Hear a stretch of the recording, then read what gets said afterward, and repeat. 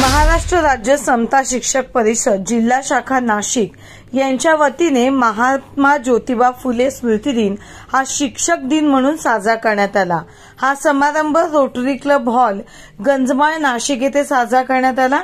येथे नाशिकचे प्रमुख प्रबोधनकार माननीय ॲडव्होकेट संघराज रूपवते ज्येष्ठ विचारवंत तथा साहित्यिक प्रमुख म्हणून उपस्थित होते।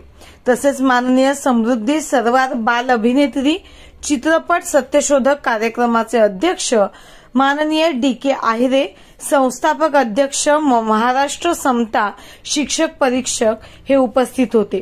यावेळी सन 2024 आदर्श शिक्षक पुरस्कार प्रदान करण्यात आले।